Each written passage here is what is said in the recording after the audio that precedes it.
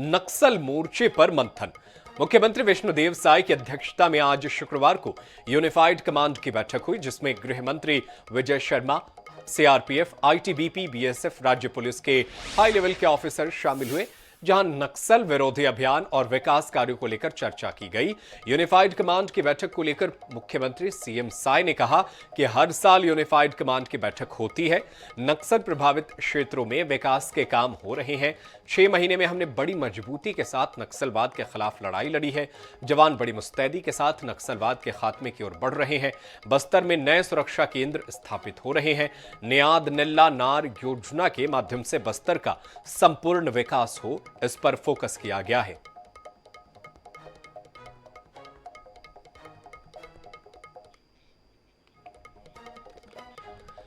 और चलिए इस खबर पर हम आप तक ज्यादा जानकारी पहुंचाते हैं। हमारे सहयोगी स्वप्नील गौरखेड़े फोन लाइन पर हमारे साथ मौजूद हैं।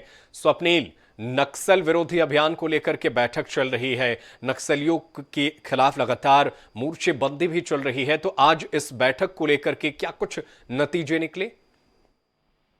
जी बिल्कुल, यूनिफाइड कमांड की बैठक जो है वो खत्म हो चुकी है और इस बैठक में नक्सल खात्मे को लेकर जो है रणनीति तैयार की गई है। साथ ही बस्तर में समुचित विकास को लेकर भी जो है बैठक में चर्चा की गई है और बस्तर का विकास जो निल्ला नार योजना जो राज्य सरकार की चलाई जा रही है, उस पर जोर दिया गया है और इस योजना के जरिए जो नक्सल प्रभावित क्षेत्र है वहां पर ज्यादा से ज्यादा विकास किया जाए, इसको लेकर जो है रणनीति तैयार की है। और जिस तरीके से केंद्रीय गृह मंत्री अमित शाह ने ये कहा है कि 2 साल में छत्तीसगढ़ को जो है नक्सलवाद कर दिया जाएगा, तो इसको लेकर जो है रणनीति तैयार की गई है। इस बैठक में विशेष रूप से जो छत्तीसगढ़ के पड़ोसी राज्य है महाराष्ट्र, तेलंगाना, आंध्र प्रदेश और उड़ीसा, इनके साथ बेहतर तालमेल करके संयुक्त रूप से ज्वाइंट नक्सल ऑपरेशन चलाए जाने की जो है रूपरेखा तैयार की गई है और आने वाले दिनों में नक्सलियों के विरुद्ध जो है लगातार एक्शन चलाए जाएंगे, लगातार ऑपरेशन जो है वो चलाए जाएंगे। तो इस बैठक में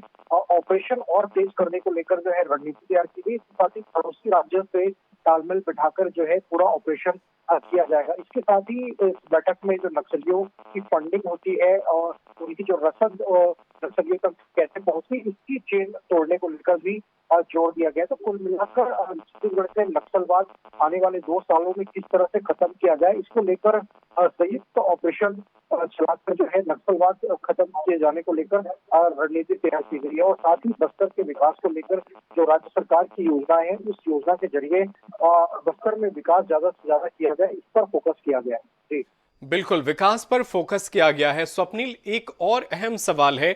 अभी हमने हाल ही में देखा था कि नक्सलियों के पास से नकली नोट बनाने की मशीन भी पकड़ी गई थी, यानी नक्सलियों ने भी रणनीति बदल दी है। अब वो आर्थिक तौर पर देश को चोट पहुंचाने की कोशिश कर रहे हैं, तो क्या इसका भी जिक्र हुआ होगा इस बैठक में, क्योंकि ये एक अहम मुद्दा बन जाता है? आज निश्चित रूप से नक्सलियों के खात्मे को लेकर हर तरफ से जो है ऑपरेशन चलाए जाने की रणनीति जो है इस बैठक में बनाई गई। साथ ही नक्सलियों की जो तमाम गतिविधियां चलती है, अभी हाल ही में जिस तरीके से बस्तर में नोट बनाने की मशीन जो है नक्सलियों से जब्त हुई है, प्रिंटर और जो अन्य चीजें मिली, तो ये सब नक्सलियों की पहुंच से दूर हो सके, इनको जो मदद मिलती है उस चेन को तोड़ने पर जो है पूरा फोकस किया गया। तो आने वाले दिनों में ये पुलिस के ऑपरेशन में दिखाई भी देगा कि नक्सलियों के लिए जो फंडिंग होती है, उन तक जो सामग्रियां पहुंचती है, वो पूरी तरीके से उस चेन को तोड़ा जा सके, उसको लेकर जो है काम किया जाएगा। तो आने वाले दिनों में नक्सलियों की हर गतिविधियों पर लगाम कसने के लिए जो है संयुक्त रूप से जो है काम किया जाएगा। साथ ही नक्सलियों के खात्मे को लेकर जो है पड़ोसी राज्यों के साथ मिलकर ऑपरेशन भी तेज किया जाएगा। बिल्कुल, नक्सलियों के तमाम रसद और तमाम चीजें जो मुहैया हो रही हैं, उनको रोका जाए, उन नक्सलियों की चेन को तोड़ा जाए, इसके लिए लगातार तैयारियां चल रही हैं, बैठक हो रही है, मंथन हो रहे। बहुत शुक्रिया स्वप्नील गौरखेड़े तमाम जानकारी के लिए।